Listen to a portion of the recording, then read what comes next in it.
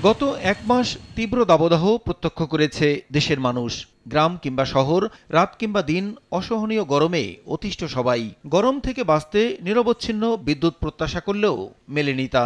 বিশেষ করে গ্রামাঞ্চলের মানুষ এখনও অসহনীয় গরমের পাশাপাশি বিদ্যুতের ঘন ঘন লোডশেডিংয়ের মধ্যেই দৈনন্দিন কাজ করে চলেছেন।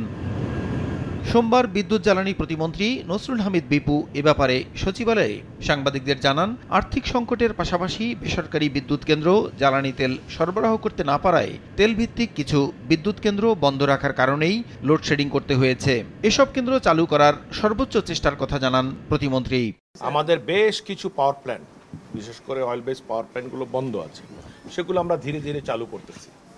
তেলের স্বল্পতা ছিল, আর্থিক স্বল্পতা ছিল, এই বিষয়গুলোকে নজরদারি করে আমরা এখন একটা ভালো পরিস্থিতি আছি। যারা তেল আনার কথা, প্রাইভেট পাওয়ার প্ল্যান্ট মালিকরা, তারা তো আনতে পারছিলেন না, তারা দেরি করতেছিলেন, যার কারণে আমাদের প্রায় ১৫০০ মেগাওয়াটের মতো প্রথম দিকে ছিল, এটা কমে আসছে, এখন ৫০০, এখন একদম জিরোর দিকে চলে আসছে, বা আশা করতেছি কোনো ভবিষ্যতে এটা ভালোর দিকে যাবে। তিনি জানান, লোডশেডিং শূন্যের কোটায় নিতে কাজ করছে সরকার।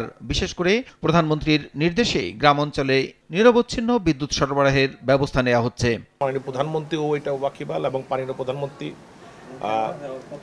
আমাদেরকে ইনস্ট্রাকশন দিয়েছেন যাতে গ্রাম অঞ্চলে নিরবিচ্ছিন্ন বিদ্যুৎ যত দ্রুত পারা যায় ব্যবস্থা করতে। আমি মনে করি আগের থেকে ভালো অবস্থায় আমরা এখন আছি। আজকে যদি দেখেন জিরো লোডশেড, আস্তে আস্তে ধীরে ধীরে কমে আসতেছে। দেশে বিদ্যুৎ উৎপাদনের সর্বোচ্চ রেকর্ড সত্ত্বেও গরমে হঠাৎ বিদ্যুতের চাহিদা বেড়ে যাওয়ায় এমন লোডশেডিং বলেও দাবি বিদ্যুৎ প্রতিমন্ত্রীর। প্রসূন আশিস, সময় সংবাদ, ঢাকা।